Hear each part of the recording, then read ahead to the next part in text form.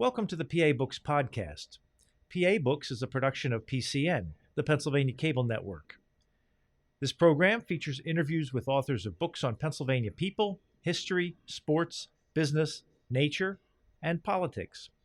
While the focus is always on Pennsylvania, topics like the Revolutionary War, the Battle of Gettysburg, the Industrial Revolution, the coal and steel industries, and authors like John Updike, David McCullough, and John Grogan have a universal appeal. We hope you enjoy this podcast.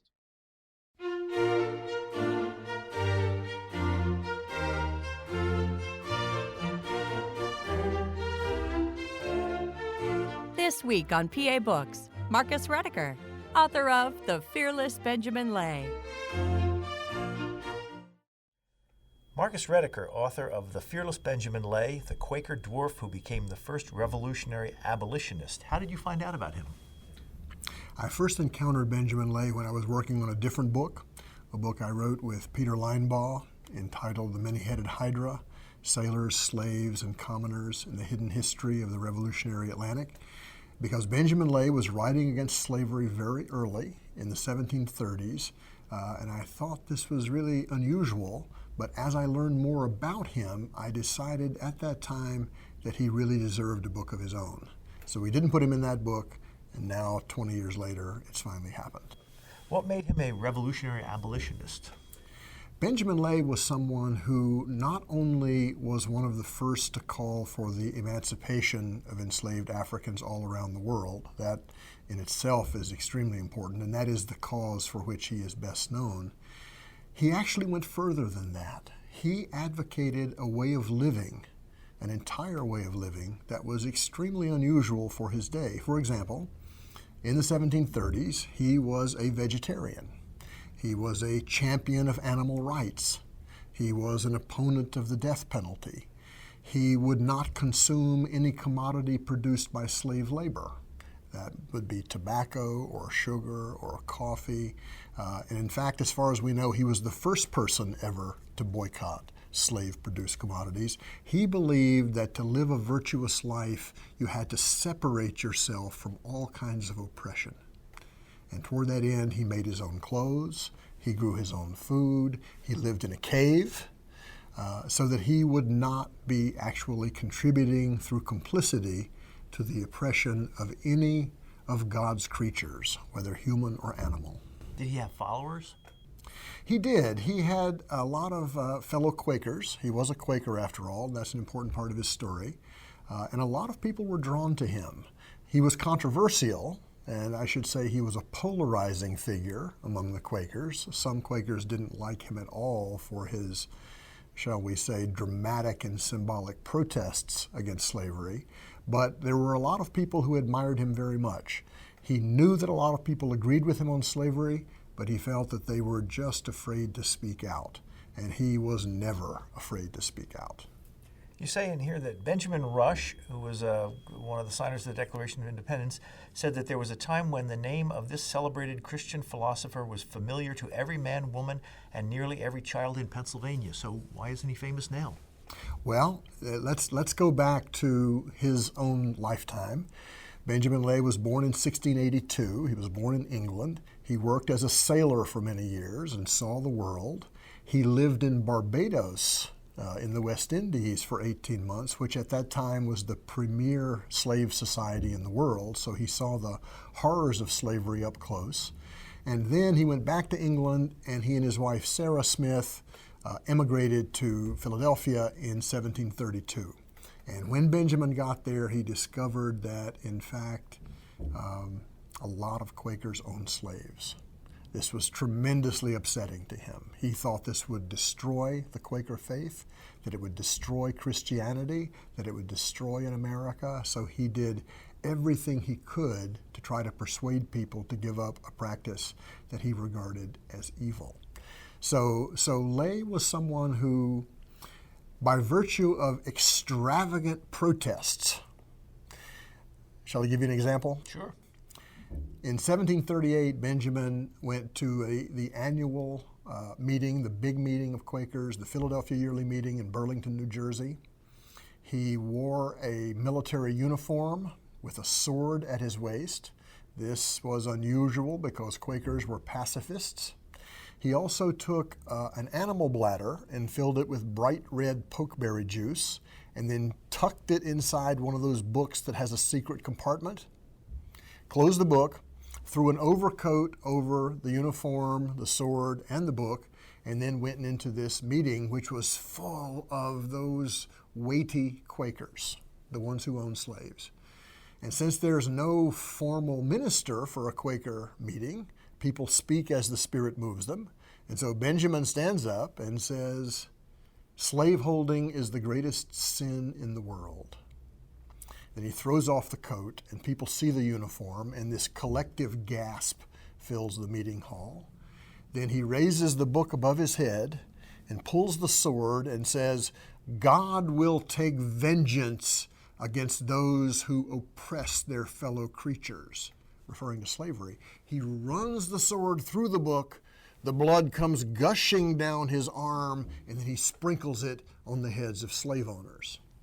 So this, to go back to your original question, is how he became one of the best known people in Pennsylvania, because people told stories, endlessly repeated stories about these things he did to protest against the institution of slavery. He grew up in England, grew up a Quaker? Yes, actually, it's quite interesting. He was a third-generation Quaker. His grandparents had converted to Quakerism very early in 1655. Quakerism was born amid the English Revolution in the 1640s and 1650s. His parents were both Quakers, and then he himself became a Quaker. He was born in Essex, not far from the city of Colchester, which is northeast of London. You say, you describe some fairly gruesome executions of Quakers at the time. Was that all behind him by the time he came along? Quakers were a very radical group in their origins and were very much opposed to divine right monarchy. And of course, King Charles I was executed by Oliver Cromwell and the parliamentary forces in 1649. When King Charles II came back from exile to resume the throne, his father's throne, he was very angry at all of the people who had opposed his father. So a lot of persecution rained down on the heads of Quakers. Their property was distrained, as they say, taken over by the state. Many Quakers went to prison for very long periods of time. Now that was basically over by the time Benjamin Lay was born in 1682, but nonetheless, he reached back to that early radical variant of Quakerism as the thing that inspired him the most. You write in here about some guerrilla theater. You refer to it as what Quakers used to partake. Quakers did some dramatic things. I mean, Quakers are so respectable these days. I'm always eager to remind people how wild they were in the 1650s. One Quaker was known to put burning brimstone on his head and run through Westminster screaming, "Repent, repent, the end is near." Quakers also had a practice of going naked for a sign, meaning running through the streets naked, to try to cause people to sort of shock people and make them think about proper religion. Because Quakerism is a very particular kind of radical Protestantism, and Quakers acted this out in all kinds of outrageous ways. Were there many Quakers in England at the time? There were. The Quakers were the most successful of a group of radicals. There were levelers and diggers and ranters and seekers. They were all radical Protestants. They were all very interested in democracy, in democratizing both faith and political practice. And the Quakers not only survived the English Revolution, they grew and attracted more and more numbers and became really quite an important part of British and American history. Now you say he was a dwarf. Yes, he was. Can you describe him physically? I can. Benjamin Lay, we know from several primary sources, people who knew him, was a little bit over 4 feet tall. He also had a curvature of the thoracic vertebrae, meaning he was a hunchback. He nonetheless must have been quite physically able and strong, because to be able to work as a sailor, that was a very demanding physical job. He did that job for about 10 years. He also was known his entire life to walk everywhere he went. He didn't want to exploit horses. He thought that was wrong, to use horses for human means and ends. So Benjamin was an unusual figure. He was ridiculed for being a little person. He was mocked. He believed that he was mocked partly because of his ideas, his unusual ideas about slavery and everything else. But the important thing was he could never be cowed. He would always stand up and fight, and he would always, and this is crucial to understanding him, he believed, one of the core beliefs of his life was, you must speak truth to power.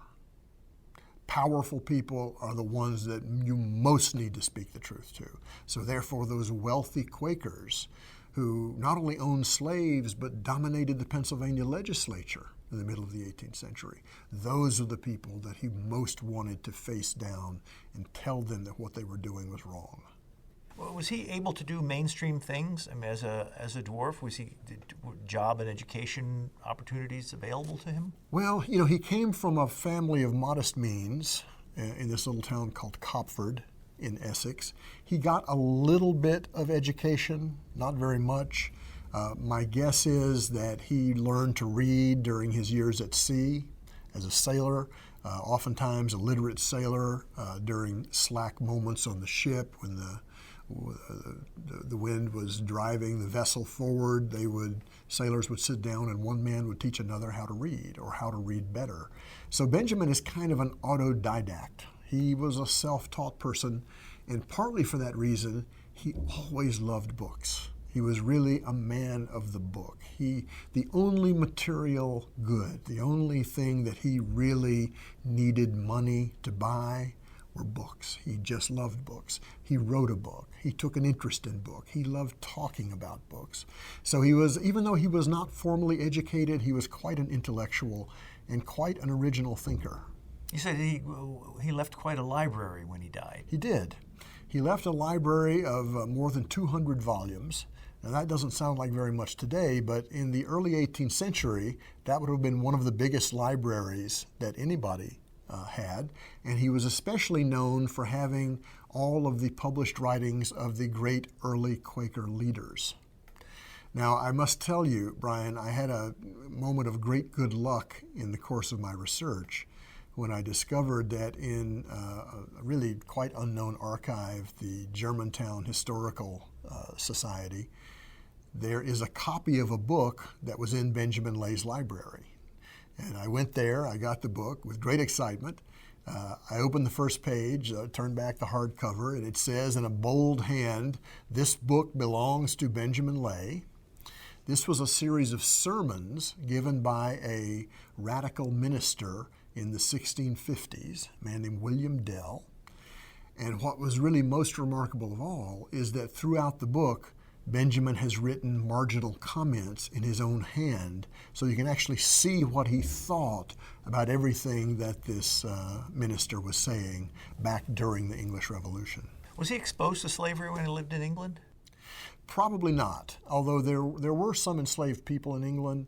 He might have seen enslaved people in the port of London because ships would frequently bring slaves back there. But we know that his primary encounter with slavery happened in 1718 when he and his new wife, Sarah Smith, Sarah Lay, she was also a little person. She was also an abolitionist. They moved to Barbados. And where, for people who don't know? Yeah, Barbados is in the West Indies. It was at the time a tremendously wealthy sugar colony. And Benjamin saw there up close and personal precisely what a slave society looked like. Barbados was a tremendously violent place. He saw people starving to death. He and his wife Sarah had opened a little shop on the waterfront, mostly to serve sailors and artisans who worked there. But the enslaved would also come into their shop because on Sundays they could travel to the port city, Bridgetown. And he saw people stagger in and literally collapse on the floor because they were hungry. They were being starved to death. He saw people being tortured. He saw people being executed. And what I think was an especially moving thing for him was that one enslaved man he knew was really quite viciously beaten every Monday morning by his master. And on a Sunday night, that man took his own life, saying to Benjamin, he said, "I'll bear it no more." So I think these experiences of seeing the extreme violence of slavery had a tremendous impact on Benjamin Lay. You might say it was traumatic. I don't think he ever really got over it, but it moved his heart. And while he was in Barbados, he and Sarah began to feed the hungry. They invited enslaved people to come to their homes.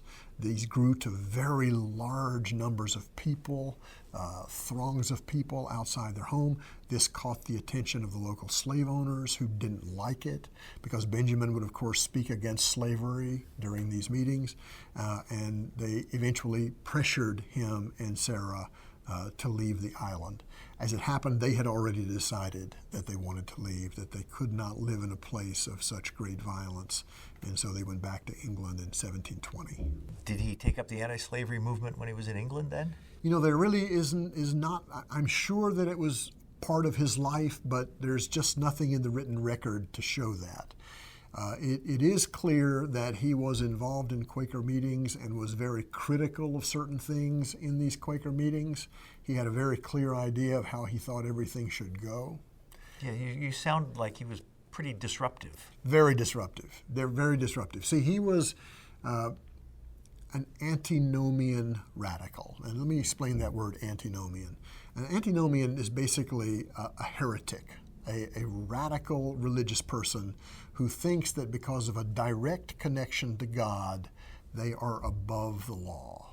In other words, the law that rich men make for their own protection is not something that a truly godly person should obey. You should do what's right in the eyes of God, in the eyes of your fellow Quakers. So Benjamin believed that because of this direct connection that he had to God, that he could and should tell everybody when he thought they were doing something wrong. That the quality of their preaching wasn't good enough, for example. It wasn't enough from the heart. He believed very much that you had to speak from the heart, deep in the spirit. This was a Quaker belief, intimations of the spirit. And when he saw people that he thought were too concerned with worldly goods, too concerned with wealth, this really bothered him. He thought those things kill the spirit. So he would speak out in these meetings and he would get in trouble. You also described one scene where he was in the balcony where the women were sitting, and he objected to the women not being seated with the rest of them? Yeah, Quaker meeting houses separate men and women. Benjamin believed that men and women should be equal. This is one of his many commitments to equality. This is an important idea to him. And one day he staged a protest by going and sitting in the women's gallery, kind of transgressing the boundary, the social boundary that the Quakers had drawn. He was physically removed by force, by pacifists, and the Quaker meeting in question appointed several burly men to act as a kind of police force to keep him from going back into the women's gallery in the future. But he still considered himself part of the Quaker? He did. He was a very devoted Quaker. And even when he was critical of Quaker slave owning, any number of things, he believed that the version of Quakerism that he embraced, that older, more radical Quakerism, he thought this was the salvation of all humanity, that this was truly the best set of beliefs in the world. He tried to live those beliefs. He tried to live the beliefs of equality. He was critical of those who couldn't follow that same example. And he was, therefore, as you say, always disruptive. Did he have any friends or allies, people who agreed with him? He did. The Quaker community? Yes, he did. He did. We have some letters that he wrote to friends. I don't think he would have befriended anybody who didn't agree with him on the issue of slavery. So that's one thing. And he also says in this book that he wrote a book published by Benjamin Franklin. in 1738, and we may want to talk about that because this book was controversial. It detailed Benjamin Lay's struggles against the Quaker hierarchy, the wealthiest and most powerful Quakers. Benjamin Franklin took some risks in publishing that, but in that book, Benjamin said that I know a lot of people agree with me. I know they feel as I do about slavery. He said they're just afraid of these powerful people. So part of his job was to make friends, build alliances, and get people to speak out against slavery and all these other issues. How'd that work out in England? Well, as it happens, the real anti-slavery movement that developed among Quakers, and this is really important because Quakers were the first group to make it illegal to own a slave and be a member of their group. Now, this happened years after Benjamin Lay died. But what's fascinating about this, if we look at the broader history of the abolition movement, the American Quakers were really crucial to it, much more the American Quakers than the British Quakers. Partly that's because slavery was much more pronounced in America. And when Benjamin and Sarah first came to Philadelphia, they saw slaves all around. About 1 in every 9 or 10 people in Philadelphia was enslaved in that time. And of course, this triggered all the feelings he had in Barbados. But the resistance movement against slavery was, well, first of all, it originates among the enslaved themselves. Okay, so let's say that. But the Quakers were their strongest allies, and specifically the Quakers who settled in America. You write in your book how when he moved to Philadelphia, he had to get permission from the Quaker church in England to join. Yes. This is an important thing in the history of Quakerism as an organization. Some of the early radicals among the Quakers, people like James Naylor and John Perot, were considered by George Fox, who is regarded as the main founder of Quakerism, really to be too radical and to be too disruptive, and that they were somehow harming the Quaker faith. So George Fox in the 1660s and 1670s implemented a whole set of reforms designed to control these radicals, to rein them in. And one of the things that he put into place was to say that if you're going to travel from one Quaker meeting to another, you must have a certificate of proper behavior, so that the new community could know that about you and accept you. This was not easy for Benjamin because he was always in trouble with his own congregation, whichever one he was with. So it was not easy for him to get one of these certificates. But he did finally do it, and that's when he emigrated to Philadelphia in 1732. Did you ever find any crossing of the roads between Benjamin Lay and William Penn? You know, only in the sense that I know he read William Penn. He talks about William Penn's writings in his own book. He did have some respect for Penn. I'm not sure if he knew that William Penn was a slave owner. William Penn owned 12 slaves. In England? Actually, on his land in America, where he actually spent very little time, but nonetheless, he was the owner. So I don't know how Benjamin Lay would have felt about this, if he had known or if he did know. But he did always want to emphasize that William Penn and the early Quakers were the only group who negotiated a fair treaty with the native peoples in their region and did not take land by military force.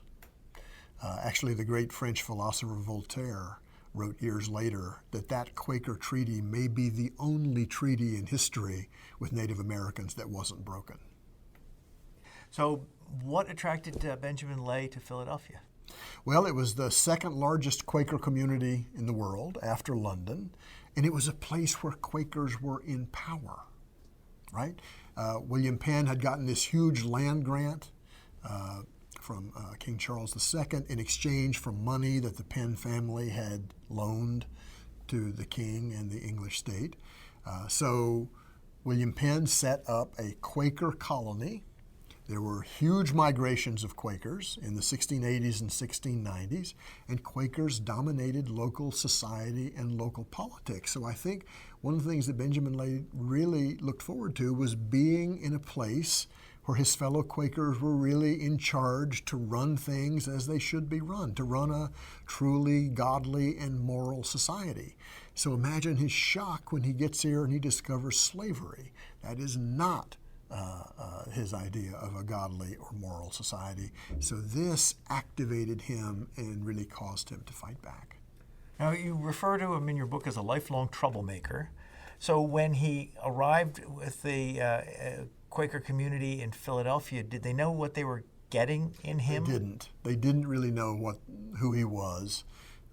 They immediately started corresponding with Quaker meetings in England where he had been a member, and they pretty quickly found out that he had already been disowned twice by the Quakers, kicked out for doing things that were disruptive. Now, he had been reinstated, which is how he was able to get that certificate. But there was a whole controversy about that. So people found out, but they didn't really have to wait for a correspondence that took months to find out who they were dealing with, because from the very first, Benjamin Lay is denouncing slavery everywhere he sees it. So he is a man who would never hold back, and I think the Philadelphia Quakers were a bit shocked by this man who had joined their congregation. What were some of his tactics? Well, he was a quite serious student of ancient philosophy. He studied the philosophy of Greece and Rome, and he was especially influenced by a group of philosophers called the Cynic philosophers, and a man named Diogenes in particular. And Diogenes, one of the root ideas of Cynic philosophy is this thing I mentioned earlier: you must always speak truth to power, and you must perform your philosophical ideas in public. You must live them. You must act them out. So this is something that Benjamin Lay very much took to heart. Now, there was a Quaker background to this too, for the radical Quakers in the 1650s, who also performed this extravagant guerrilla theater. But he would do things basically to try to jar people out of their complacency. I'll give you another example. In 1742, Benjamin went into the public market of Philadelphia, a big place teeming with people, and he sets up a little table and he puts on it some very fine china teacups and saucers. And then he stands there and he just starts speaking like a stump speaker, and people start gathering around, and he starts denouncing the practice of tea drinking.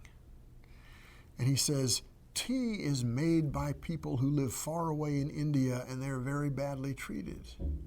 And the sugar cube that you drop into your teacup, that is made with the blood of Africans in Barbados. And I have seen it with my own eyes. And so everybody is listening, and then Benjamin suddenly takes a wooden mallet out of his shirt and starts smashing the teacups. Now, this is really expensive, fine china. It belonged to his wife, who is now deceased. I'm not sure he would have done this while she was still alive. But he starts smashing the teacups, and everybody starts screaming, the crowd that's assembled, saying, "Stop, what are you doing? What are you doing? Give that china to me." And he'd smash another one and smash another one to prove that we must reject these kinds of consumption that are based on the oppression of other people.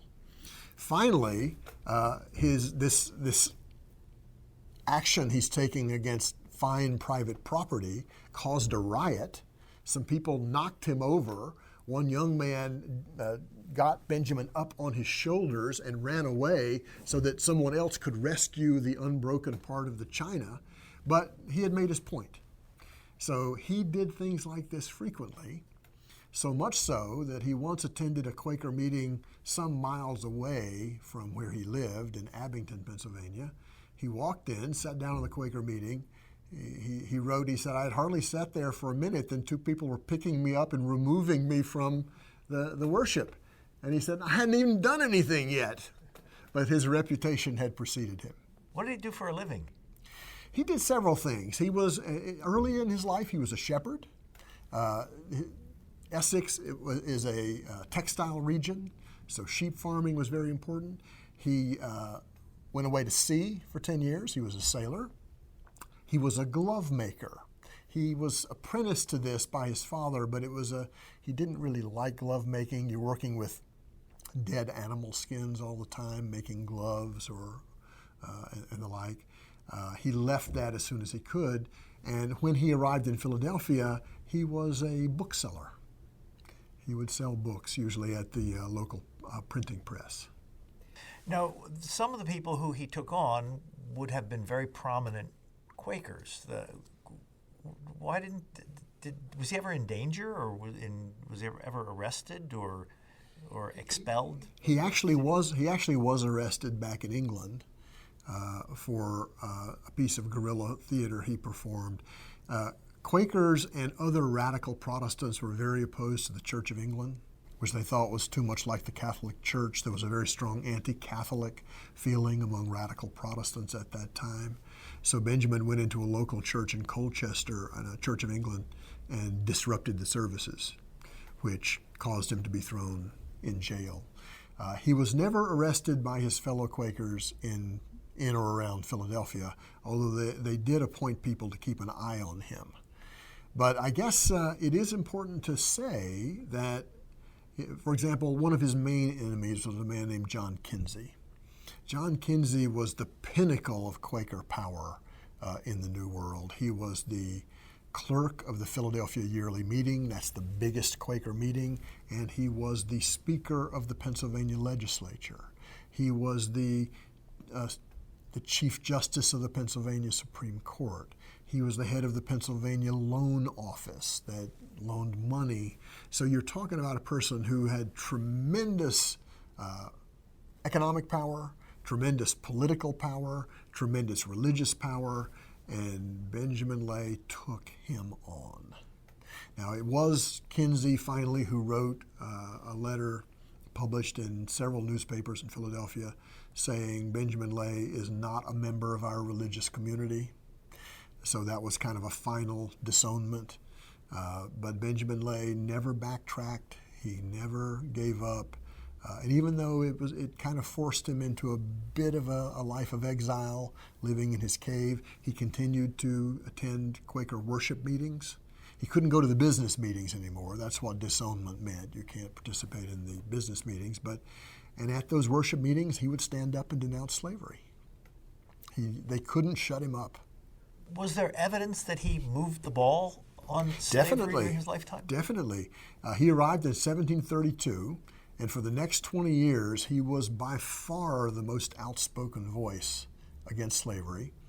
In the early 1750s, a new group of Quaker leaders came to the fore, especially Anthony Benezet and John Woolman, both of whom Lay had influenced quite considerably, and that's the point at which the movement towards abolishing slavery within the Quaker order accelerates. So Lay was the person who was kind of preparing the way for that, changing hearts and minds before they finally got to the point when that older leadership, like John Kinsey and those wealthy Quakers, they began to step aside, and when the next generation came to power, they had already been influenced by Benjamin Lay, and they were ready to make this change. What kind of relationship did he have with Benjamin Franklin? It's an interesting one because everyone has described them as friends, and I'm not completely sure they were friends because Franklin was a slave owner. He always owned a few slaves. I don't know for sure what Benjamin Lay knew about that, but we do know that in 1738, when Benjamin had written this book called All Slave Keepers That Keep the Innocent in Bondage Apostates, meaning you're not a real Quaker if you're owning slaves, Benjamin Lay carries this big jumble of papers. He's written this in his cave, by the way, by candlelight. He takes this to Benjamin Franklin and he says, I want you to publish this, and I'll pay you to publish it. And Benjamin Franklin looks at this, and Benjamin Lay, as a man who was not formally educated, his book is unusual. There's a lot of stream of consciousness stuff in there. It's full of fascinating things. It's got some autobiography in it. It's got biblical exegesis on slavery, and it's got this kind of searing account of how he's been persecuted by these wealthy Quakers. And so Benjamin Franklin says, what am I supposed to do with this? This manuscript's kind of a mess.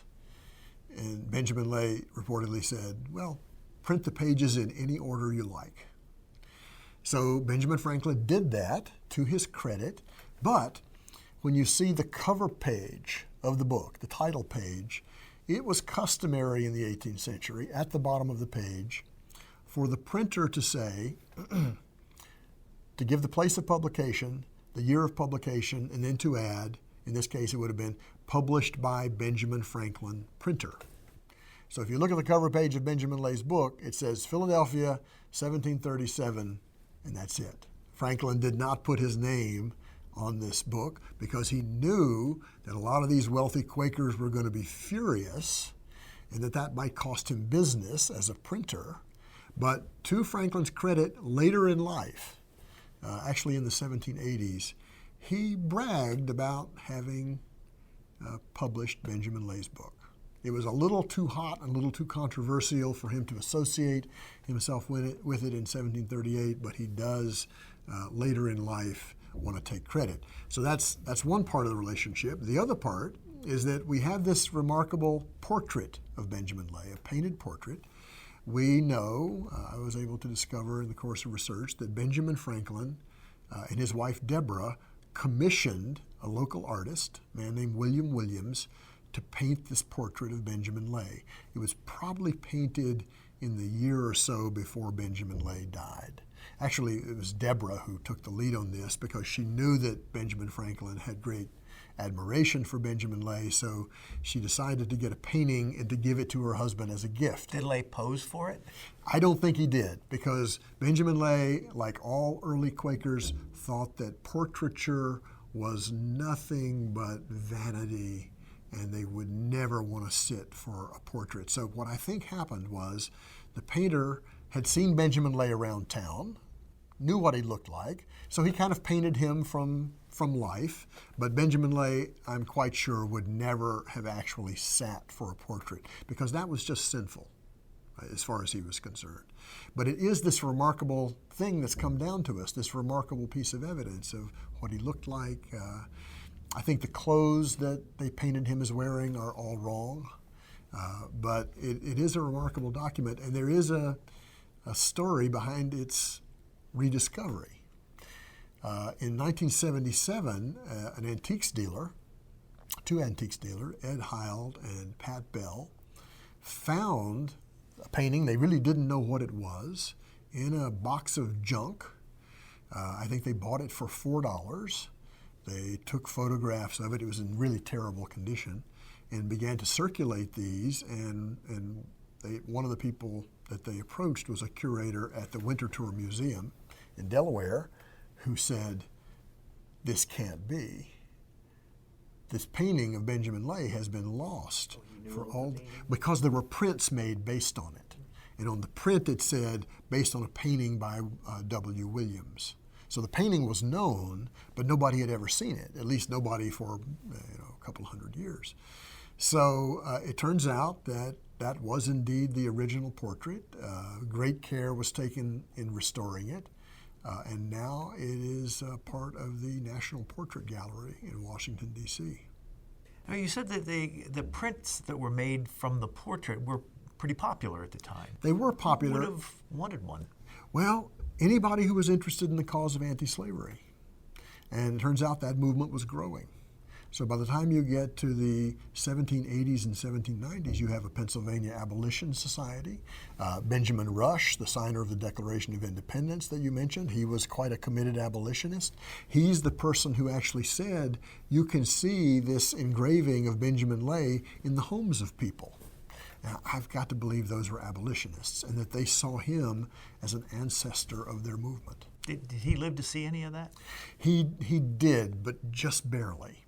After fighting what was really a pretty lonely battle for 41 years, he actually became an abolitionist in 1718 when he was in Barbados. He fought this battle up until his death in 1759. About a year before he died, a Quaker friend came to him with news. He said, the Philadelphia Yearly Meeting has just announced that any Quaker who participates in the slave trade can be disowned. Now, this was the first big step the Quakers had taken. And Benjamin, when he got this news, it was said that he fell quiet and finally said, "Praise God, I can now die in peace." Because he knew that this was the beginning of the end, that there would be a step from this prohibition to the next prohibition to the next prohibition.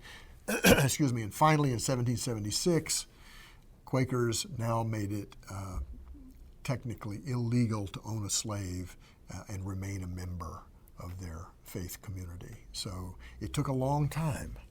Even among the Quakers, the first Quaker protests against slavery were in 1688.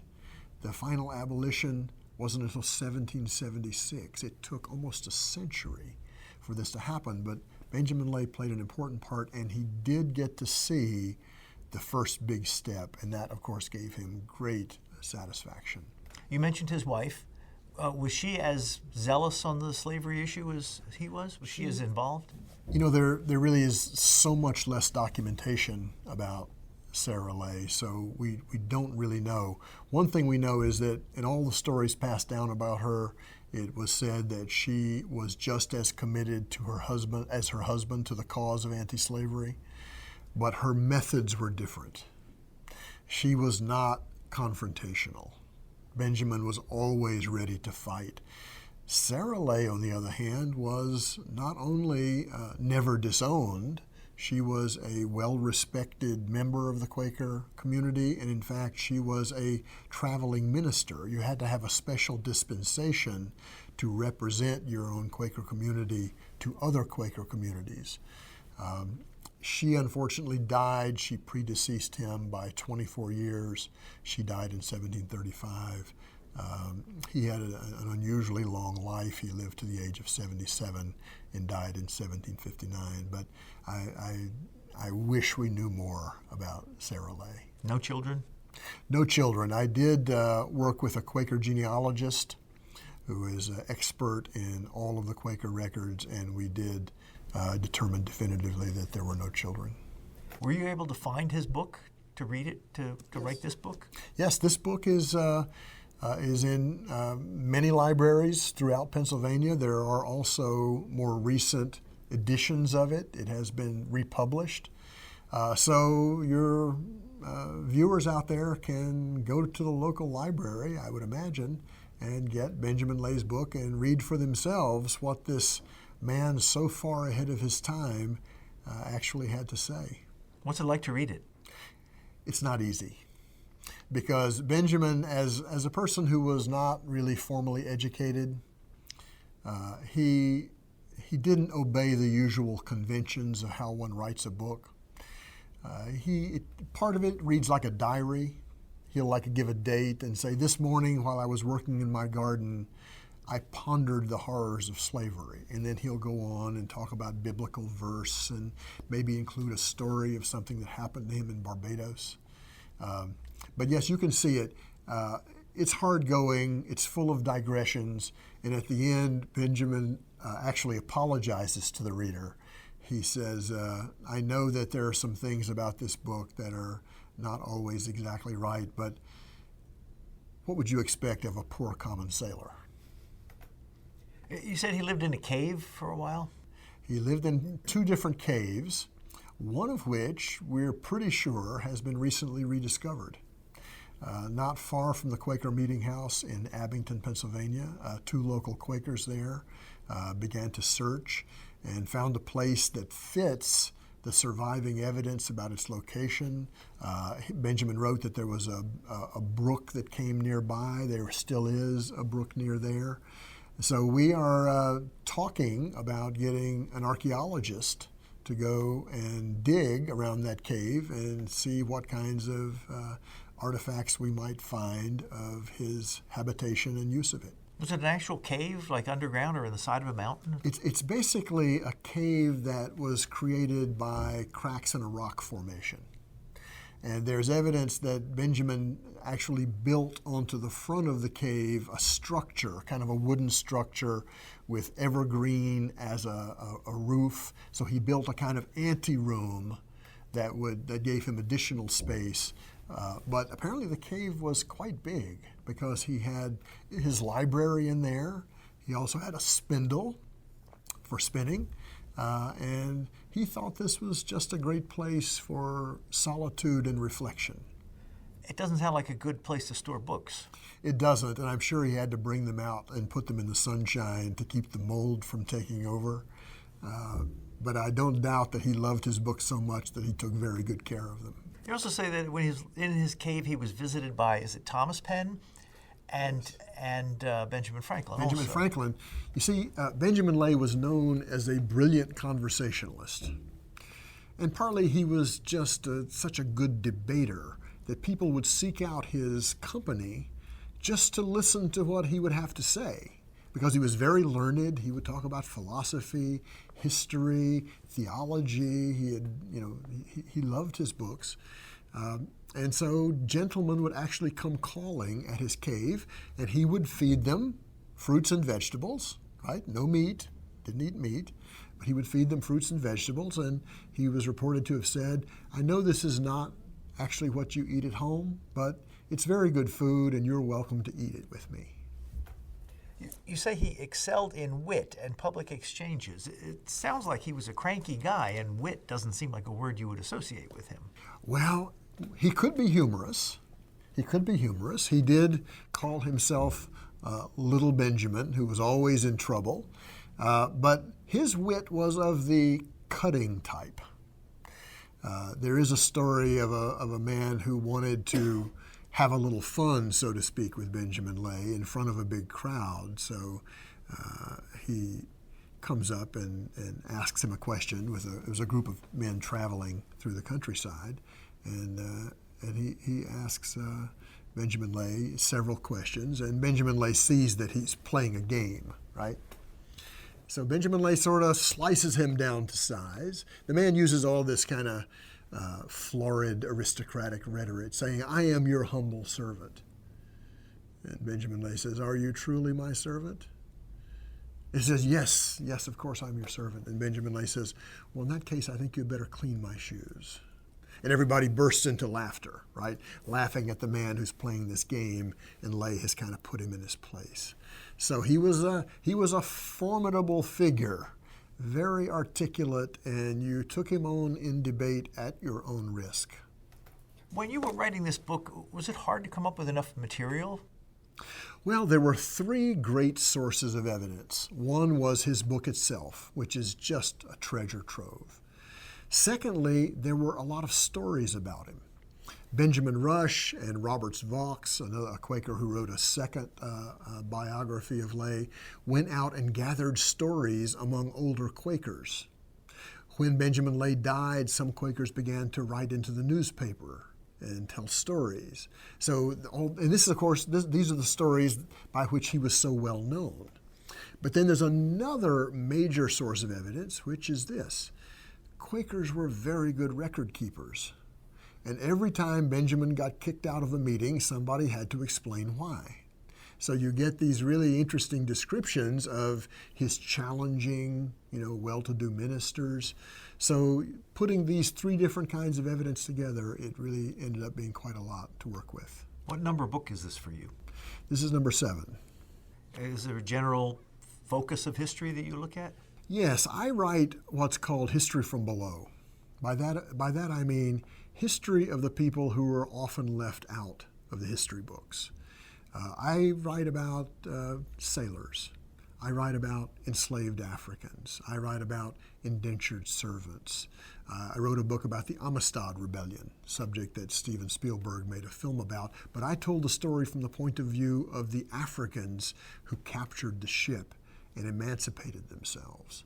So the kind of history I write is really about those who have been left out, and Benjamin Lay is a very good example of that because despite his enormous impact in the 18th century, in generating an abolition movement, he was almost completely forgotten in the late 19th and 20th century. Yeah, I want to ask about that because, let's see, you say here that one of the reasons, let's see if I can find this. Oh, yeah. One of the reasons he's unknown is because he has long been considered deformed in both body and mind, a little person and as a man thought eccentric at best and more commonly deranged or insane, he was ridiculed and dismissed in his own day and in subsequent histories. So his prominence fell off as anti-slavery grew. His prominence. No, here's the way you would graph his prominence. As the anti-slavery movement grows, Benjamin Lay's reputation grows with it because there are a lot of abolitionists who reach back to him and say, look, our ideas are very old. And here is an ancestor of our movement, a very honorable person.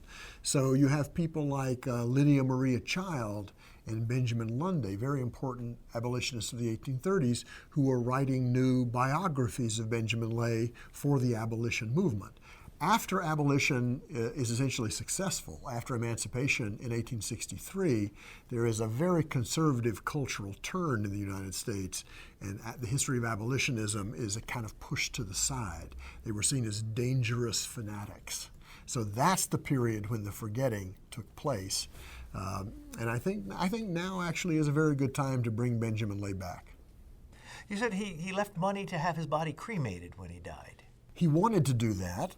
Now that sounds like a normal practice to us today because cremation is a very well accepted practice, but that wasn't true in the 1740s and 50s, certainly wasn't true among Quakers, wasn't true among religious people.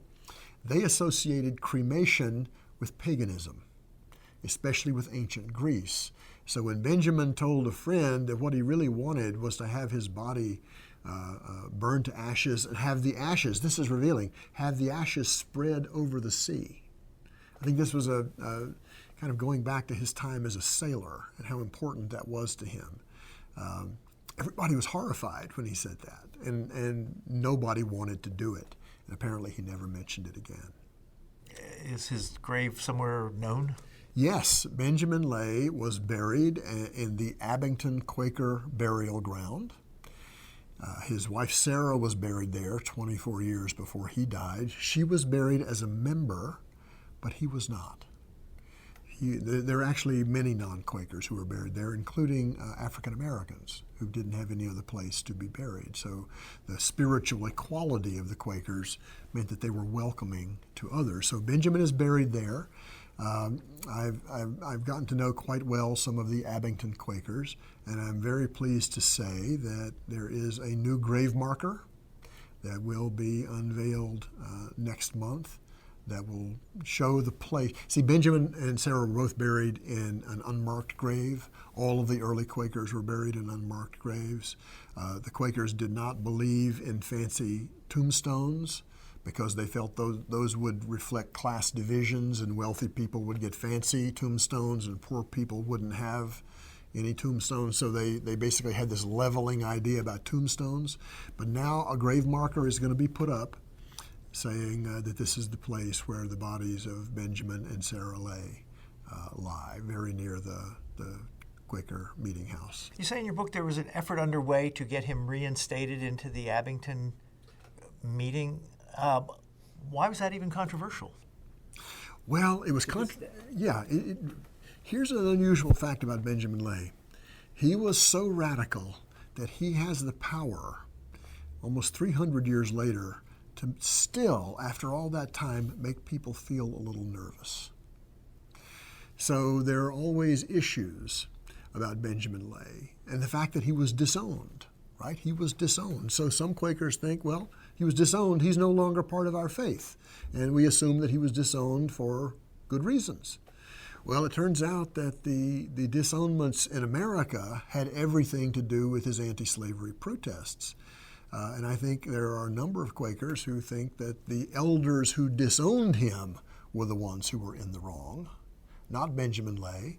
And I'm very happy to report that the Abington Quakers and the North London Quakers, another place where Benjamin was disowned, have now re-embraced him.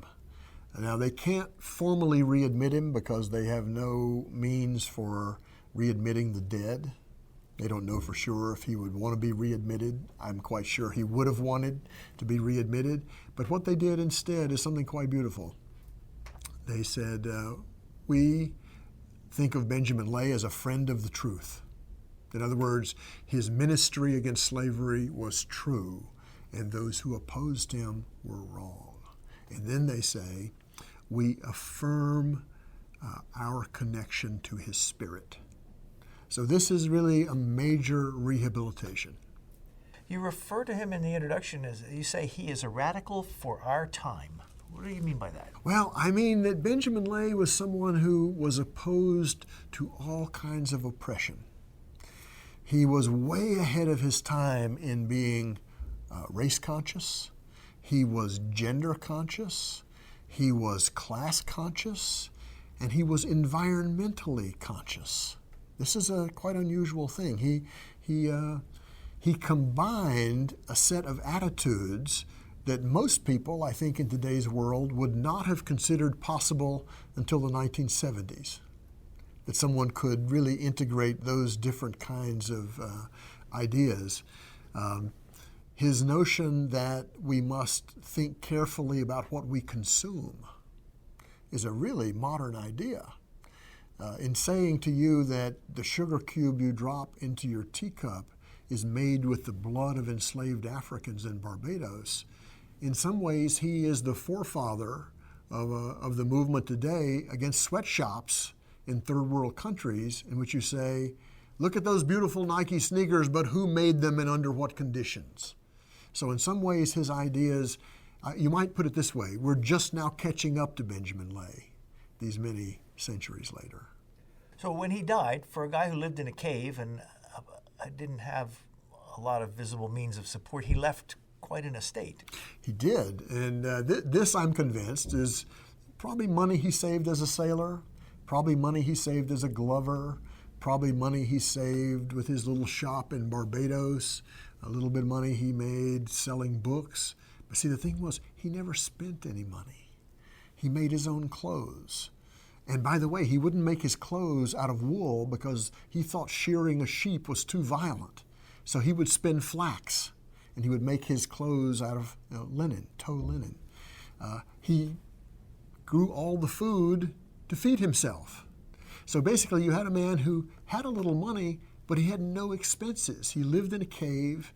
He didn't need to buy clothes. He didn't need to buy food. The only thing he wanted to buy was books. And at the end of his life, he had a sum of money, some of which he gave to poor children at the end. If you could talk to him, what would you ask him about? I have had a tremendous fascination with how his mind worked. In other words, what I would want to do is to ask him questions about how he arrived at such a radical set of ideas. And I've given my best answer in this book, that it's partly that he was a sailor, it's partly that he had this experience in Barbados, it's the core of radical Quakerism, it's some ideas from ancient philosophy, but I would love to talk to him about how he arrived at this revolutionary abolitionist position. We've been speaking with Marcus Rediker. He is the author of this book, The Fearless Benjamin Lay, the Quaker Dwarf who became the first revolutionary abolitionist. Thank you very much. My pleasure, Brian. Thank you. You've been listening to a podcast of PA Books, a production of PCN, the Pennsylvania Cable Network. We'd like to hear from you. Our email address is pabooks@pcntv.com. Like us on Facebook to learn more about PA Books.